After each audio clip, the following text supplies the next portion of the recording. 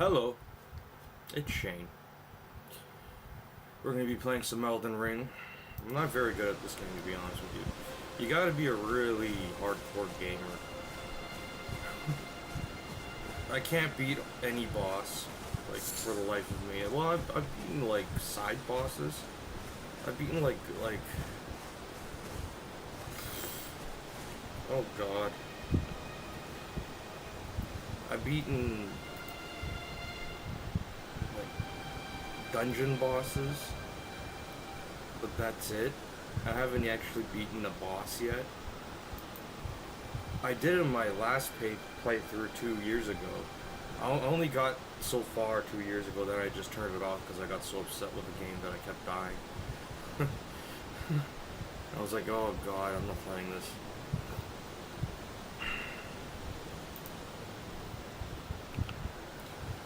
Okay, so we're going to be playing Elden Ring, and we're going to be listening to Bill Cooper's Mystery Babylon series.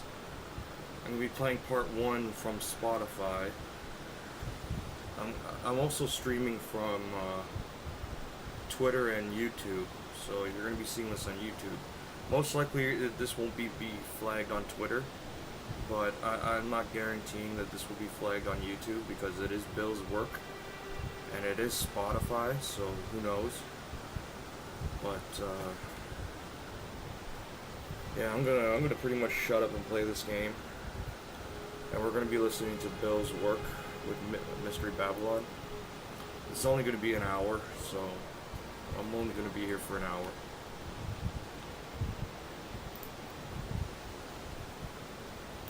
Less than that, maybe like 55 minutes or so.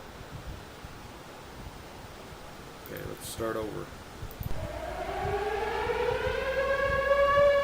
Lights out on the hour. It is the hour of the time. Lights out for the curfew of your body, soul, and mind.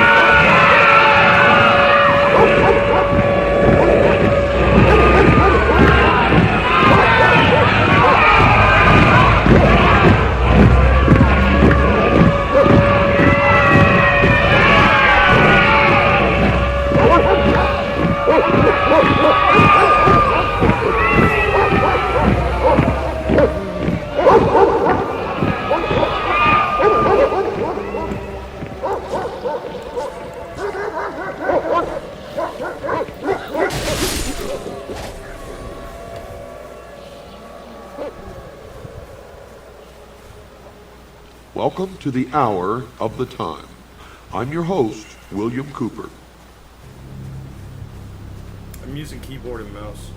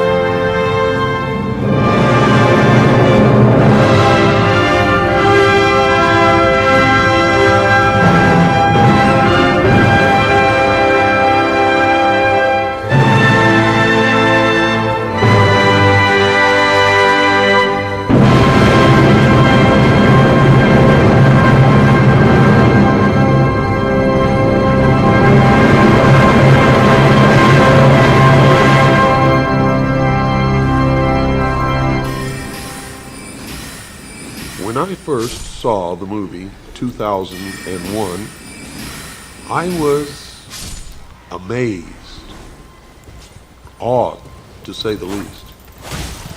The entire scope of the movie was overpowering, and for most of the people of the world was completely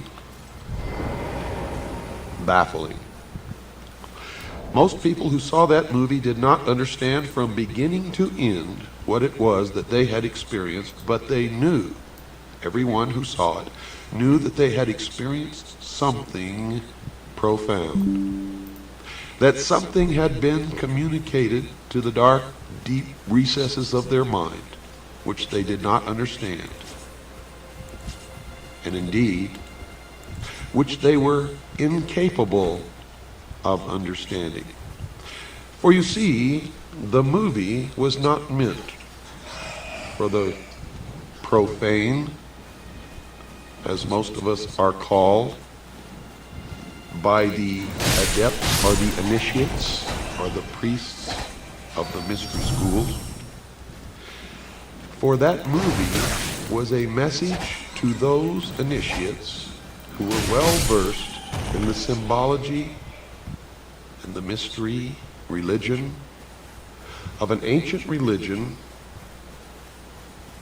that is practiced to this day in secret.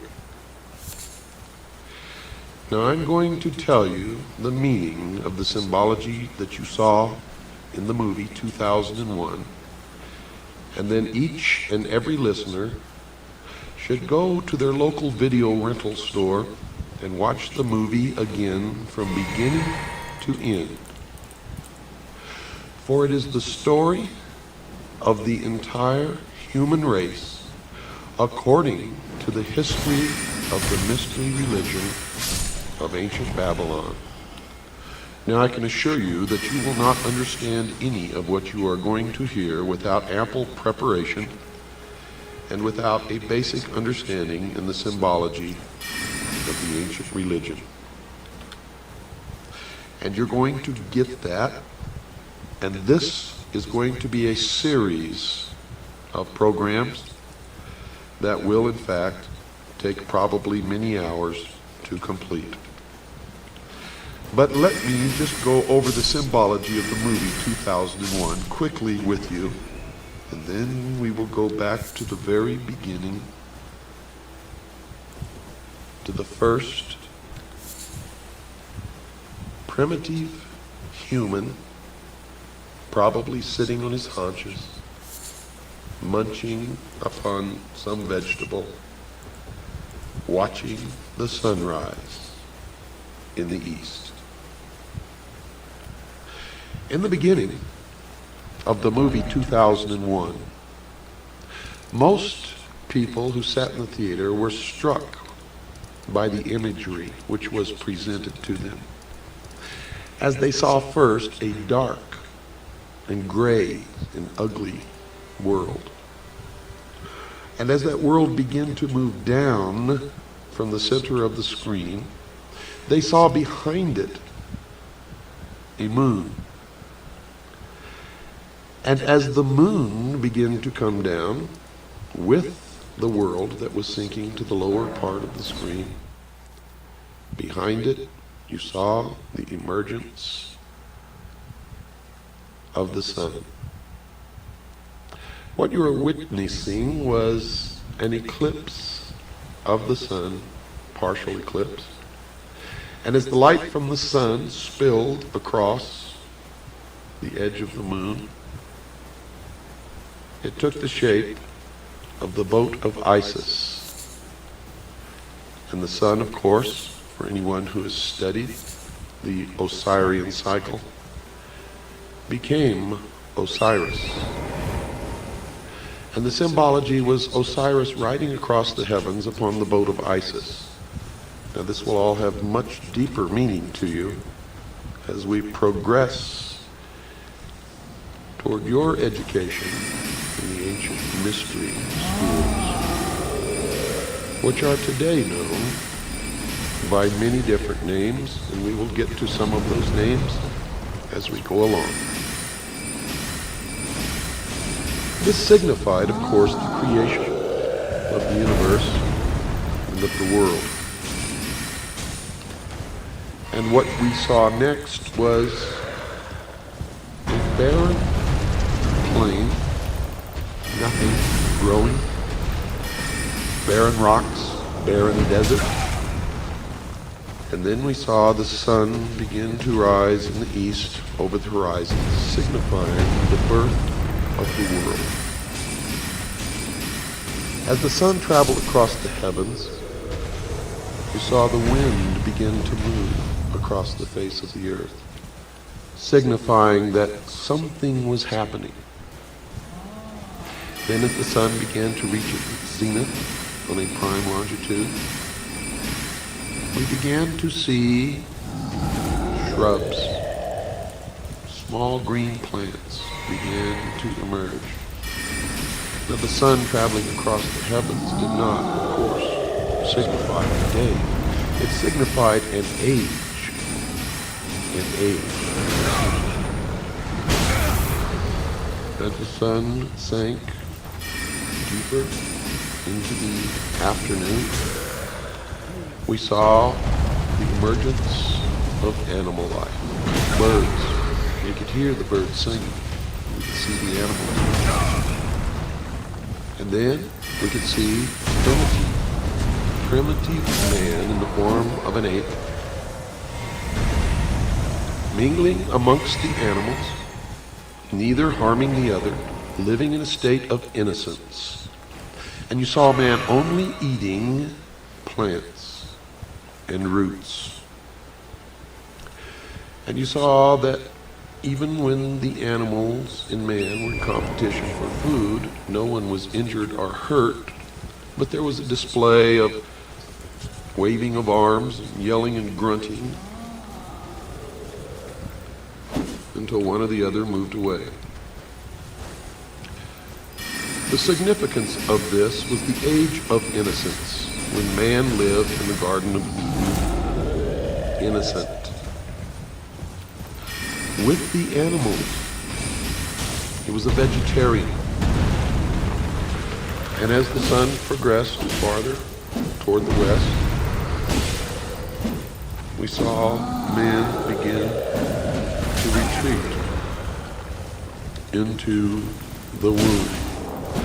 For you see, the passage of the sun across the sky and the time that it rose in the east, signifying the birth of the world, we saw that as it reached its zenith, its most powerful aspect in the heavens, life began to emerge, first in the form of plants and then animal life. And that the animals and early man lived in harmony together in a state of innocence. This was the symbology of the movie. During this process, you saw a rock formation in the shape of the male organ, the penis.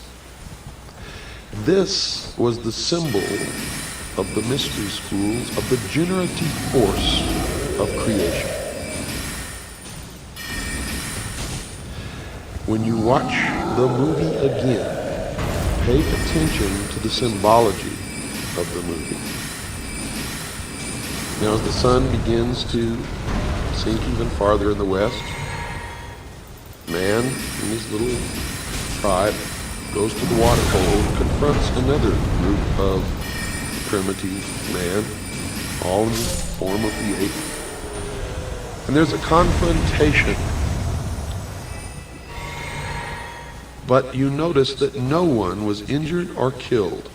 There was a lot of waving of arms, jumping up and down, grunting, screaming, and screeching, until the group that was at the watering hole and had already quenched their thirst moved away, and then the new group moved in. And then they scurried into the womb, signified by the cave. Where did he come from? And there was more symbology there, as they all sat in the darkness with their eyes open in fear. Holy shit. And one of the female apes held a child to her breast. And you were seeing man in the transformation from ape to human. Primitive man evolving to the point where he could think. And then what happened in the movie? Toward the dawn, you heard the humming of bees, millions of bees. And the beehive and bees were a prominent symbol in the mystery schools. It signifies societal cohesion,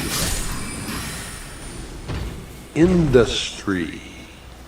Now, not industry as you may know it in the manufacture of cars, but industry in working together in a societal form. In this case, the very basic rudiments of society. And as the sun again began to rise up in the east, signifying the dawn of the new man, the audience beheld an obelisk, a monolith. In front of the cave are the womb from which the apes emerged, and it appeared that the humming of the bees was emanating from this block of stone. Now notice I said three words: monolith, obelisk, and stone. All of these are significant symbols in the ancient mystery religions.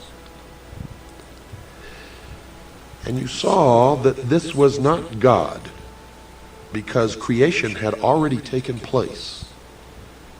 The world had been created, plants and animals had been created, and primitive man existed on the earth before this monolith, this obelisk, this stone ever made its appearance. It is also known as the stone that you saw earlier, the generative force, or the penis. Now don't get all confused by this terminology. It will begin to make sense to you as we go along. It took me many years of study to understand what I am now imparting to you.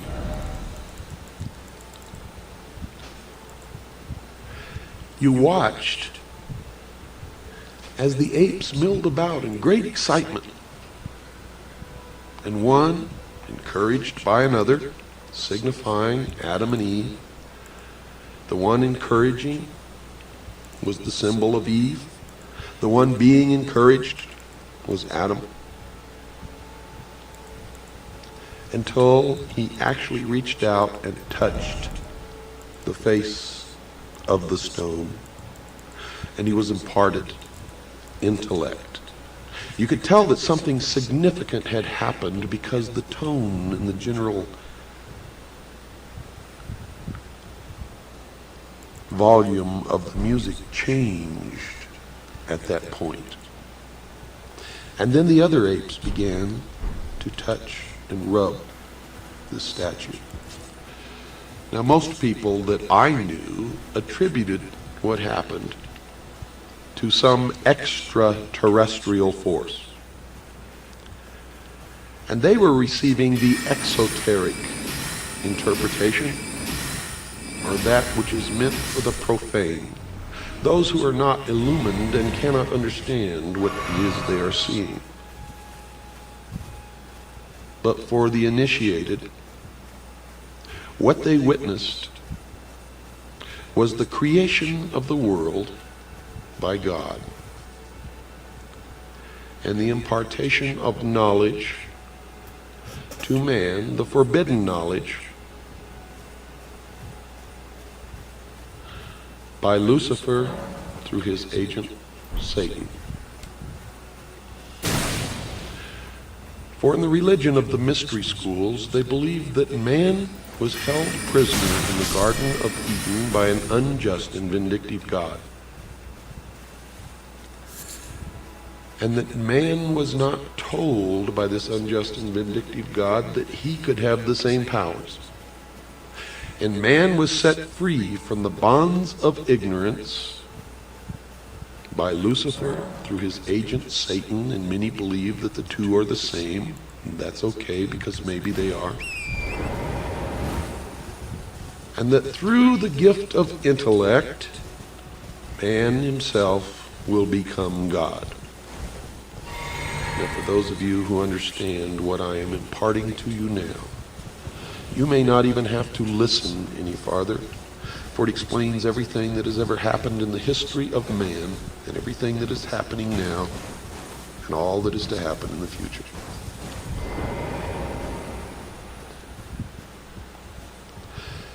As it progressed, you saw the first primitive man form the first original thought with the use of the gift of intellect when he squatted in the dust and picked up a bone and flopped the bone over and saw it hit a rib, and the rib flew up into the air, and he looked at it, and he flopped it over to the other side and hit another piece of rib bone, and it flew up into the air.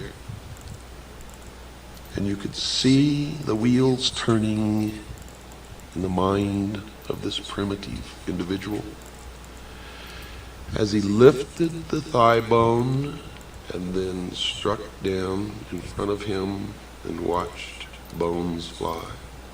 And then he struck again and again, and then he crushed the skull of the dead animal that was lying in front of him. And you notice that the portrayal of this was absolutely accurate, because the next thing that happened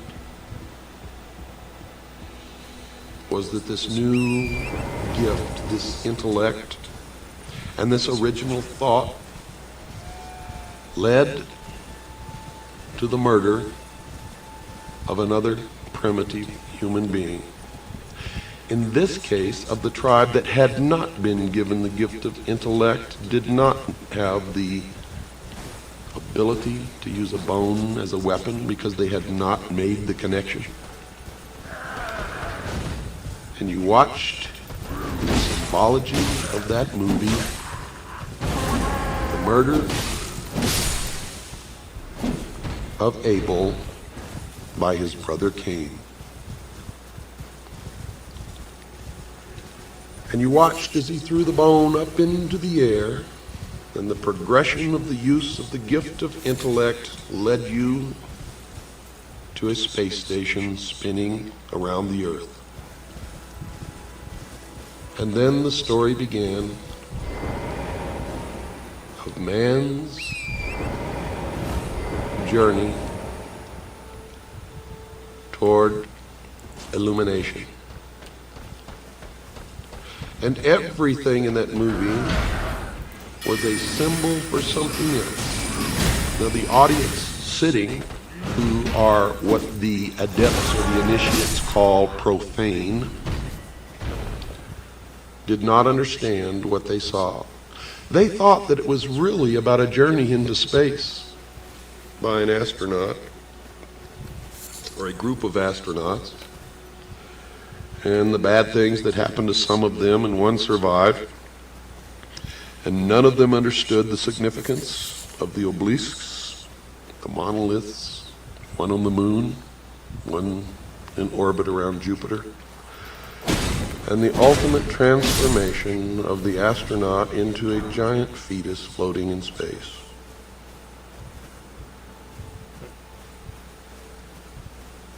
And to tell you the truth, when I first saw the movie, I didn't really understand it either, but I knew that there was something of such import there that I needed to know, that I never stopped studying until I found out. And of course, one discovery leads to another. And every time I answered a question, 100 more popped up, until I reached a point, dear listeners, where I realized that if I studied for the entire rest of my life, there is not enough time in my life to learn what it is that I need to know. But I have learned enough along the way to impart some of my knowledge to you, and maybe you can help me find the ultimate truth that all of us, ultimately learn to look for. Although not all of us ever realize that we are looking, and most of us never even understand what it is that we are looking for, but some of us do understand that we are looking. The adepts or the initiates, the priesthood of the mystery school, believe that they have found it and that they know all of these things. And I'm not really sure that they do. Because in my search and my ultimate illumination, and yes, I have become, to a degree, illumined or illuminated. I have discovered that I am more illuminated than most of those who have gone through the process of initiation in the mystery schools and believe that they know more than I do. And it's not true. I have surpassed them by so far. And they believe that they are so far ahead that it has become difficult for me to place myself in any kind of logical progression along a path that I am following, and I know not where it will ultimately lead. But I know that many have been misled along this path and are worshiping the fallen angel that we know as Lucifer. Until we meet again. Many believe that Lucifer and Satan are the same. Many people believe that they are totally different entities and that Satan is evil and Lucifer is not. But Lucifer rebelled against God according to the Bible and was expelled from heaven and flung to the earth to be the master of the material world, the master of the earth. Now, if Lucifer is indeed Satan, how this transformation took place, I am not wise enough to know. If they are different, then I have not yet discovered where Satan came from, if Lucifer is not Satan. Now, there are people who have professed to know the answers to these questions. We've sat down and we've talked for hours. But I still am not sure that they are right or that they are wrong. And I'm still looking for the answer to that question. But I do know this. Ancient man witnessed something that he described in his oral history and in his writings. And it could probably be called the first UFO sighting in the history of the world. How art thou fallen from heaven, O Lucifer, son of the morning star? Now notice, Lucifer was called the son of the morning star. It was also called the morning star. And there is a great mystery here, because Christ also called himself the morning star. Now, how all that fits together, I do not know, but I have been told by those who have been initiated in the mystery schools that Christ and Lucifer are one and the same being. However, I cannot bring myself to believe that. What you believe, of course, is your own business. It's not my intention to make you believe anything, but rather to impart to you what I have learned over many, many years of study into the secrets of those who worship ancient mystery religions in secret for thousands of years. For you see, that monkey who sat there squatting on his haunches in the desert,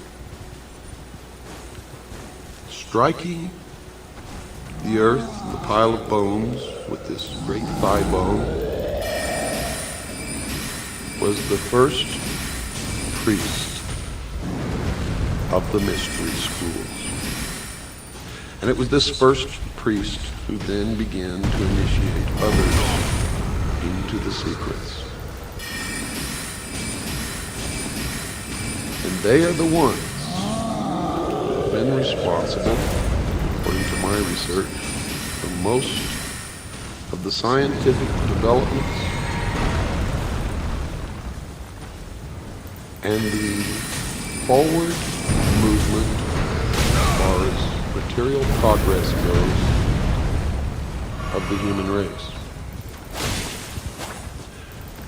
For they were the learners.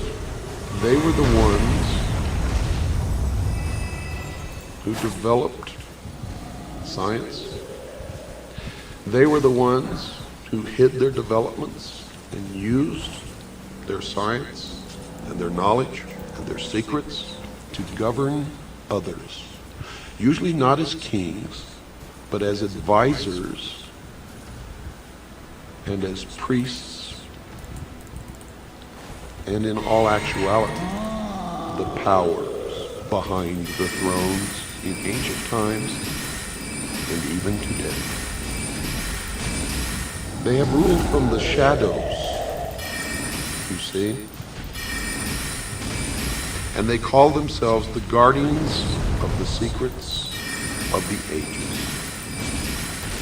And their first religion was called astrotheology, or the worship of the heavens. And their first object of worship was the sun. The second object of worship was the moon. And everywhere you see the mystery schools or the mystery religion, you will see the symbols of the sun and the moon, also known as Osiris and Isis. And the child Horus, which I will explain the meaning of later.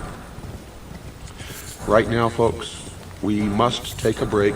Don't go away. I'll be right back after this very short pause.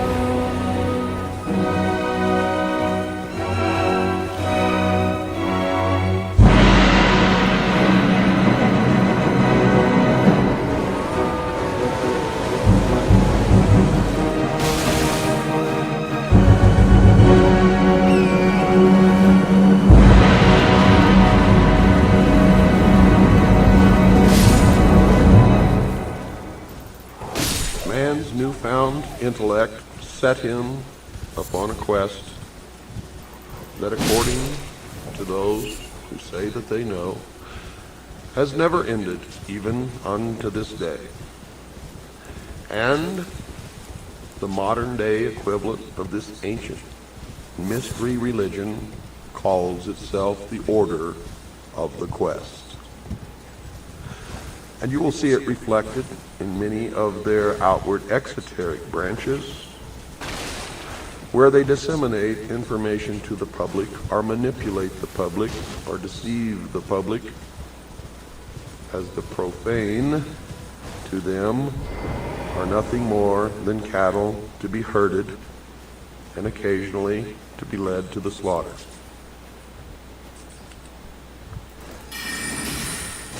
In the movie 2001, the quest led them ultimately into space and to the moon, where they were further imparted knowledge by Lucifer, again, in the form of the obelisk, the monolith, the stone, the penis. You'll understand what that means later when we get into the Osirian cycle, or the legend of Isis, Osiris, and the child Horus. When they were imparted knowledge again on the moon, it set them off on a further quest to the planet Jupiter, where they found a huge, tremendous, again, another obelisk, monolith, stone, the generative force of Venus floating in space, orbiting the planet Jupiter.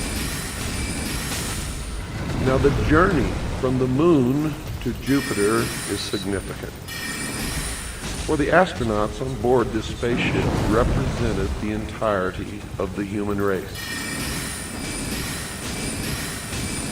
And it represented that some will evolve, and those who cannot will not be allowed into the future. You see, this was a message from those who rule to all of the initiates of the world. It was a message that the new age is now dawning. We should really do a remake of 2001: A Space Odyssey. That'd be sick. And you see that at one point during this journey from the moon to Jupiter, man, represented on a microcosm by the astronauts making this voyage, came in conflict with their own technology. The technology of the human race was represented by the computer called HAL. And for those who were intelligent enough to experiment with the name HAL and progressed the letters one forward in the alphabet from what they were in the movie, H became I, A became B, and L became M, and they were able to see that the symbol was of the largest, at that time when the movie was made, and the corporation that was on the cutting edge of computer technology, IBM. It was significant that man had built this technology, this computer, which had an artificial intelligence and was capable of communicating with the astronauts. And yet they had forgotten to put a switch in the machine which could be turned off at will. Now, you have to understand that this is all symbology. Hal represented many things. He represented the atomic bomb, the hydrogen bomb, chemical warfare, bacteriological warfare, represented the state-of-the-art of technology, where it became so complicated that no one man could be an expert in it, and thus might unknowingly participate in the building of a technology which could destroy him, yet he only worked on a part or a portion of it, the knowledge of which did not indicate to him that the end product could be a danger. And we see that happening now, don't we? Where everybody has to specialize in one small portion of technology because the overall picture is so complicated and so far beyond our understanding that we see the prediction made in the movie 2001 actually becoming true before our very eyes. Just in my lifetime, I've seen automobiles that I could take apart and put together blindfolded myself as a teenager, to driving automobiles that I can lift the hood and not even recognize most of what I'm looking at, except that I know that it's an engine in there, and I know that it's got a fuel delivery system and some kind of a system that ignites the fuel. But the technology has surpassed my ability to take it apart and put it back together again without many months or years of specialized training. And this has occurred across the board in our technology. And as I've told you before, I will tell you again tonight, dear listeners, in secret, whatever you perceive as the state of technology in the public eye, the very cutting edge, in secret they are a minimum of 50 to 100 years ahead, to the point where science fiction is no longer fiction and hasn't been for quite some time, but is in all actuality science fact. You saw this battle play itself out on board the spaceship, where ultimately there was only one astronaut left fighting the battle against Hal. And he was able to make this jump in his evolutionary consciousness, and he was able to fool Hal and turn off the computer. But when he did so, he knew that he had relegated himself to permanent separation from his fellow human beings back on Earth. And folks, the message was not that he went into space to effect this separation. Space was just the vehicle through which it was conveyed in the movie. The message was that the new man will go into the future and the rest of us will perish. We will not be allowed into the future. If we are, it will be as slave labor until we are no longer useful, and then we will simply be exterminated. The message to the vast army of initiates in the mystery school was, we are on the threshold of the new age. And into this new age will march only one man. It is the new man. It is the illumined man. It is the man that is able to make the evolutionary jump. To no more war. To no more rape, no more pillage. To the level in the mystery school known as 666.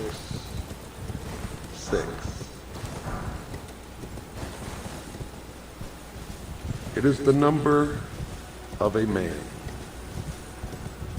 It is the illumined man to the mystery schools. To those of us who are Christians, it is the symbol, mark of the beast, the indication that the Antichrist has arrived, and the beginning of the time predicted in the book of Revelation known as the tribulation. Now, all of this that I thought I knew so well and understood has become even more mysterious to me now, as I know that I am battling against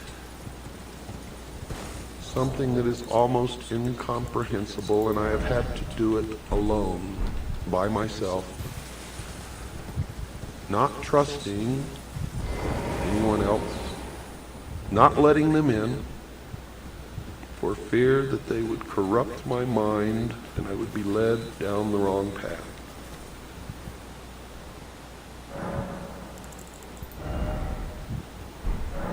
And I still do not know the answers, but I have an awful lot of clues and a lot of facts, and I've learned an awful lot. And maybe I am more confused than I ever was in my entire life. But after you hear the results of what I've learned, and after I am, for the first time since I've learned all of this, communicate it to other human beings, to let you know how really confused I am,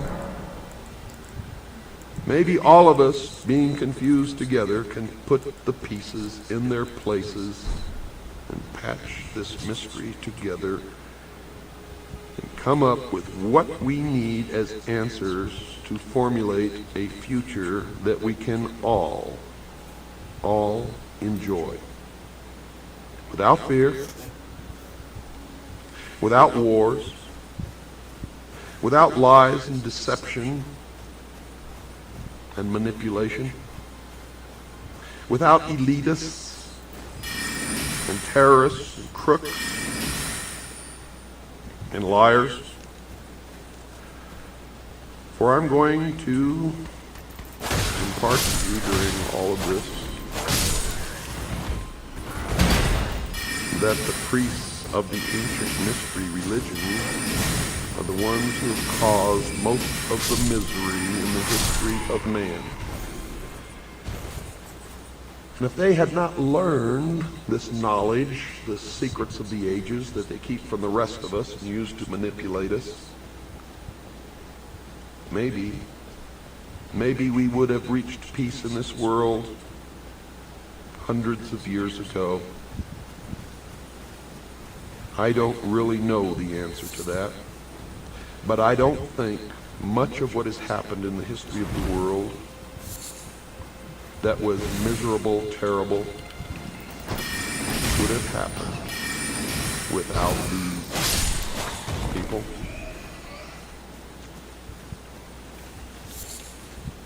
But I may be wrong. And as always, when you listen to this show, don't believe a word you hear unless you can substantiate it in your own research. At the end of the movie, what you saw as the astronaut became older and aged, and this was the symbol of gaining knowledge and wisdom. And he looked at himself, and he saw himself younger, and he looked back and saw himself older, and he looked back and he was older still, and he looked back and he was young again, and then old. And then he saw this not unbelievably overpowering, stunning vision of a fetus, a human fetus, floating in the great vastness of the universe, signifying the birth of the new age and the new man that will go into the future. Now, in the sequel to 2001, you saw that this astronaut who had made the jump came back and talked to some select few, signifying that he had then become a teacher to the rest of us. And when he was asked what happened to him, he said, and I quote, "Something wonderful," unquote. Now that was supposed to tell the rest of the initiates of the world who really understood the symbology of the movie that if they were able to make this transition, the future would be a utopia.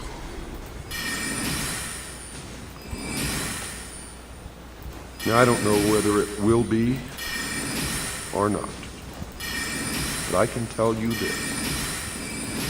The priests of the ancient mystery religion are in charge right now, and we had better damn well find out, and we had better do it very quickly.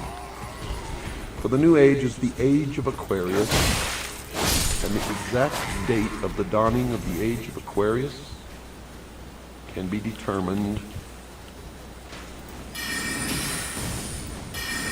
astrologically. And I'm not going to tell you what that date is, although I have it right here on a piece of paper in front of me. I want you all to help in this search. God knows I need help. I can't save us all alone. And there's always the possibility, because I am human, that I could make the wrong decision or make the wrong interpretation.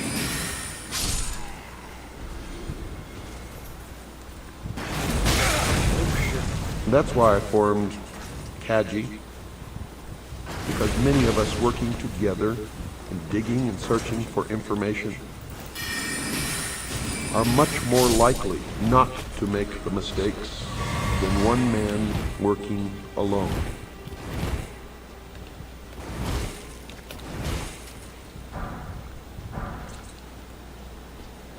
Let's go back now to the beginning, when man was in his infancy on the evolutionary scale of development.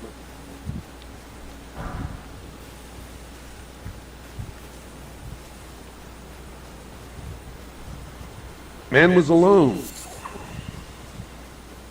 Alone in the sense that he did not have all of the help and the knowledge that we have today that enables us to survive. You see, man then was subject to the cold, to the wild beasts of prey. He didn't have a home, didn't have air conditioning in the summer, didn't have heating in the winter, didn't have medical doctors. If he became ill or injured, was most likely to die.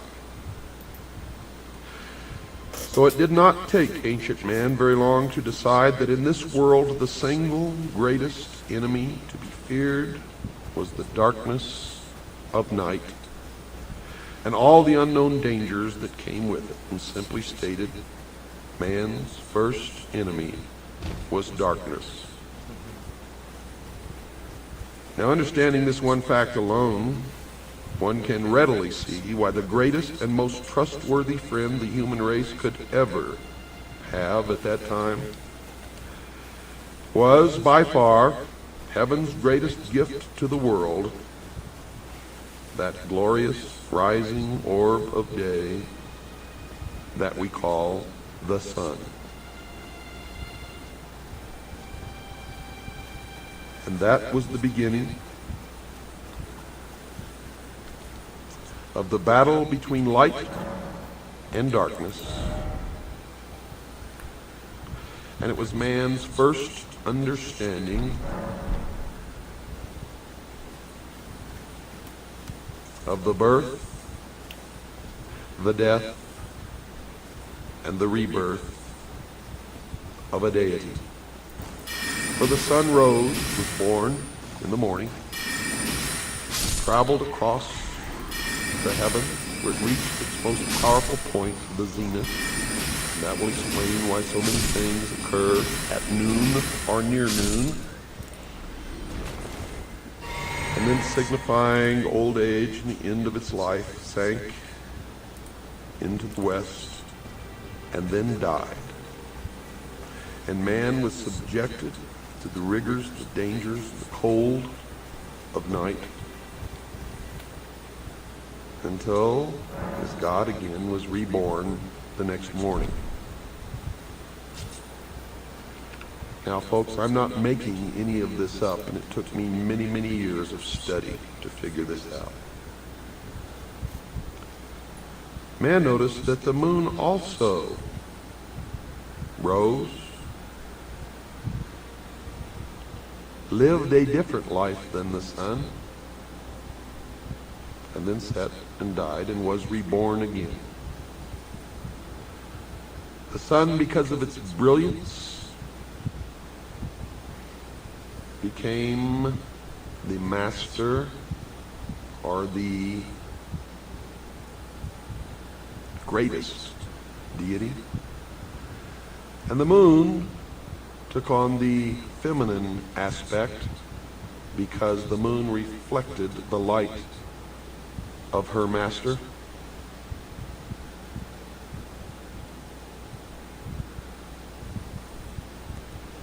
And all of this will begin to make sense to you eventually as we go through this, because from now on, every program that I do is going to be devoted to this, to the explanation of the esoteric religion, the ancient mystery religion.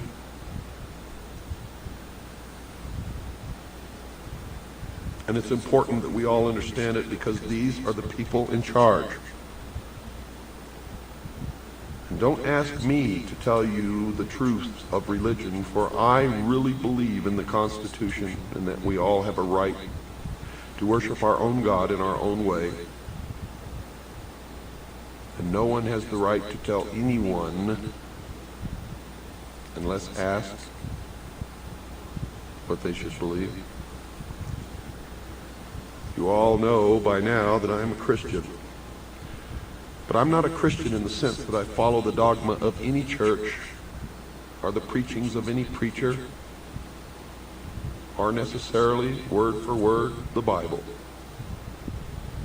I stick strictly and only to those words that are directly attributed to Jesus Christ, and I attempt to follow those words in my daily life.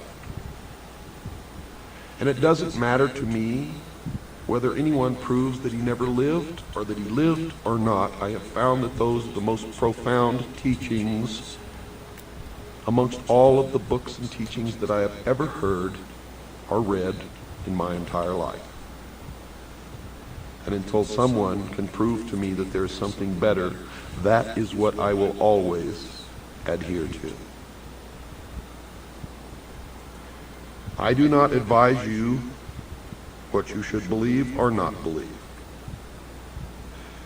But I do advise you that we all need to learn as much as we can about everything that we can, because one thing I have learned in my life is that most of what we have ever been taught has been a lie. And that whoever these people are, and I know who they are, I will impart that knowledge to you, who are the priests, the adepts, and the initiates of the mystery schools, they are in control, and they are shaping the future, and that future will affect all of us so we had better learn as much about them as we can. You cannot identify an enemy unless you know the enemy, and you cannot fight a battle if you know nothing about the battle tactics of your opponent. And when you understand that Lucifer is the son of the morning star, or the morning star itself, and the creations of the members of the mystery school begin to make much more sense. Good night, and God bless you all.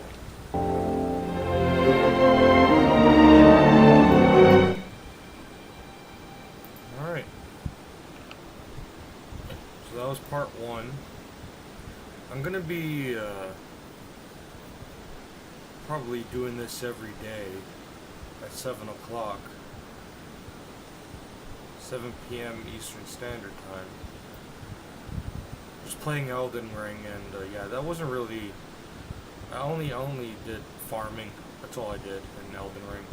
But I'm gonna be doing this and probably for the rest of the summer. There's probably gonna be days where I can't do it, depending on my work schedule. I work today, but I'll probably do this every day until the last Mystery Babylon episode. Who knows? There'll probably be a day where I skip it. But okay. I'll see you later.